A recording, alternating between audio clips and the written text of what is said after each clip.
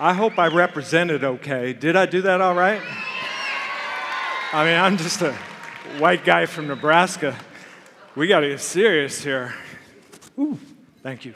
Thank you. Just give me a moment. You know, I think back to Boston, and I remember Dennis Wells doing a break dance, and he got up and said, you know, that about took all the gumption I had, and I'll tell you what, that was gumption reloaded right there. It's so nice to be with you this evening. Thank you so much. As you can tell, the hockey can be an aerobic sport. But I am so honored to be there with Billy and to experience that culture, and I felt it from within because we have so much to do this year. And part of that is being focused and having the pa, so that we have breath into us and we go into the future together as one. John Ruskin once wrote, "It is not what we know, it is not what we think, it is not what we believe, it is what we do that is important." My thanks to Dr. John Coyce for first introducing me to those very poignant words in 1996 at my first AACD session. I think we can all agree that those words have great significance. This past week, while furthering our education and fortifying our friendships, we celebrated the 25th year of this incredible organization. What do you say about that? Give yourselves a round of applause. An incredible milestone. It deserves every accolade we could ever give it. The American Academy of Cosmetic Dentistry. Who'd have ever thought that the early members of this organization were pioneers in the true sense of the word, determined, driven, and they were quite a little bit defiant to the traditional powers that be in dentistry.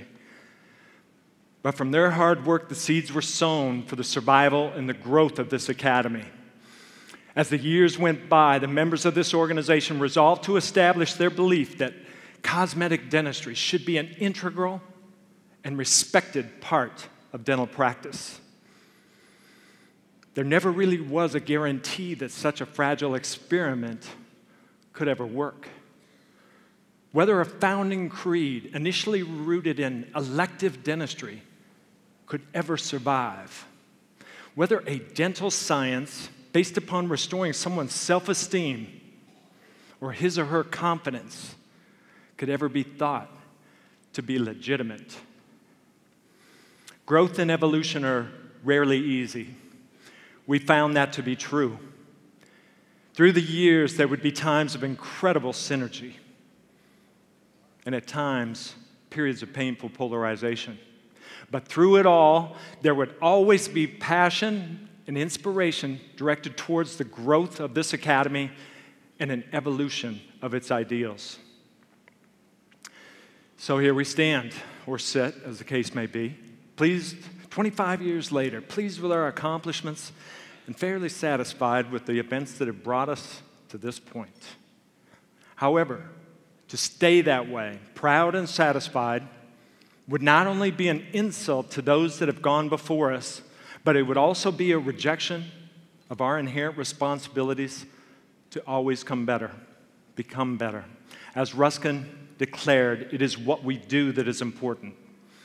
So I offer to you that what we must do is live the core ideology of this academy and commit to the belief that the information we share must accurately reflect the science and the knowledge that has been accumulated over the past 2.5 decades.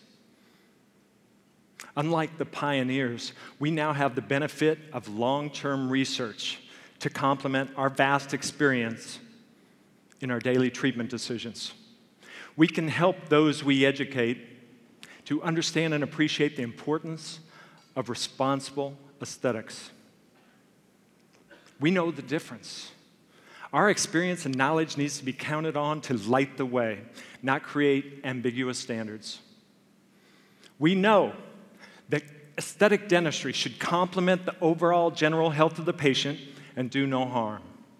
We know that our treatment plans should utilize interdisciplinary medical and dental treatments to minimize the loss of healthy tooth structure. We know that we should be using sound clinical judgment to guide our patients to make treatment decisions that benefit their lives, not only in the current context, but also in their future. But may I remind you, as you know, Ruskin stated, it is not about what we know. It is about what we do that is important. You see, our identity can, and it should be synonymous with the basic tenets of responsible aesthetics. Ladies and gentlemen, it is time for us to clarify not only who we are, but also what we stand for.